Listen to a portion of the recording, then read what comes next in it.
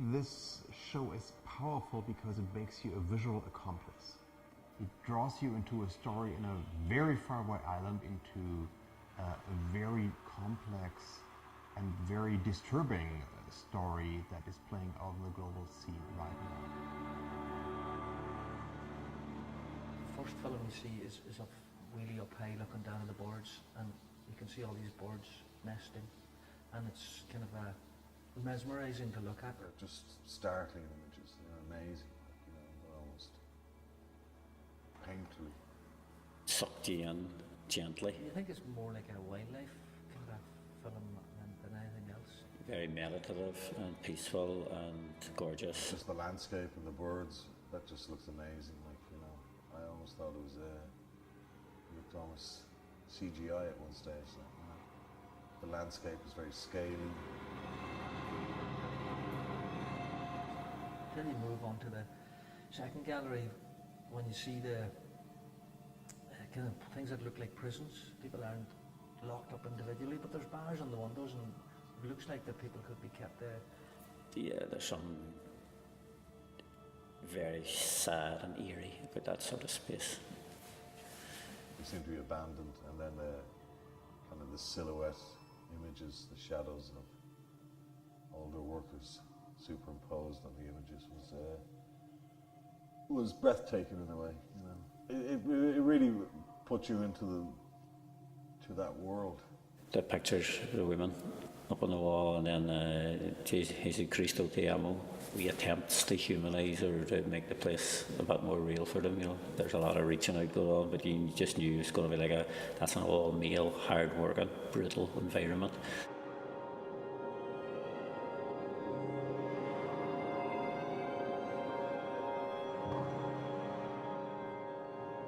Then the third one shows you the reality of what the actual work is like, and they're like ants. Is looking at the workers and their backbreaking work with the guano deposits. Kind of explains itself a lot more.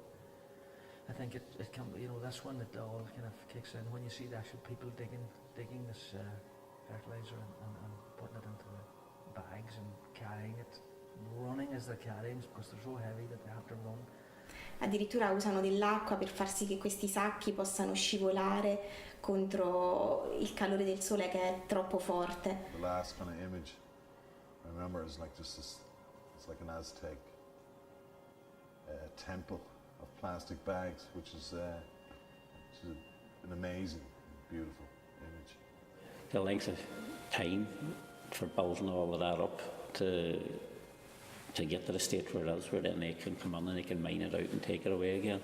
It's just a lot of time and tide flowing, and different, on different scales.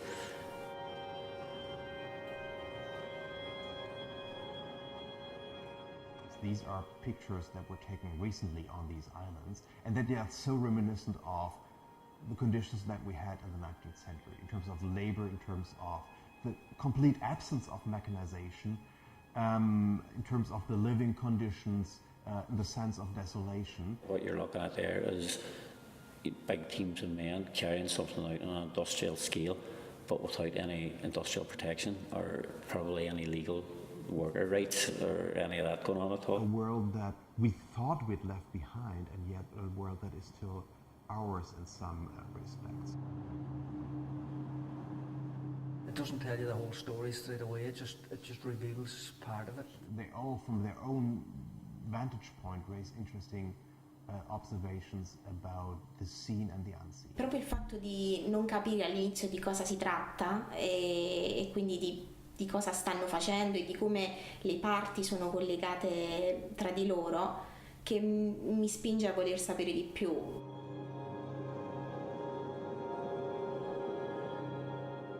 That's so beautifully filmed. I was thinking, that's probably drones, isn't it? I wouldn't be a big fan of drones for just all the associations that goes on. But then when they actually appear, it's just like you've gone from natural world to constructed world to future world. To show them was a bit like pulling the curtain back and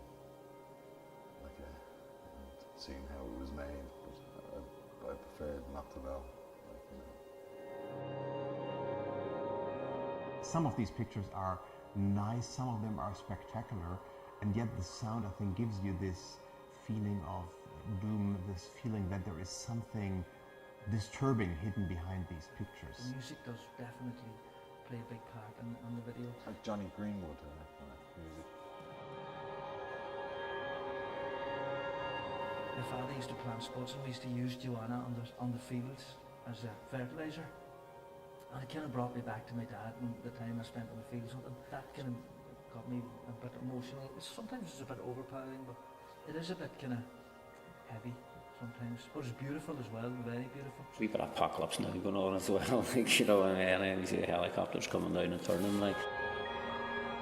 I like the way at the end the filmmakers, you know, are actually become visible, though they really looked like, you know, like they had no connection whatsoever with anything that was going on that island.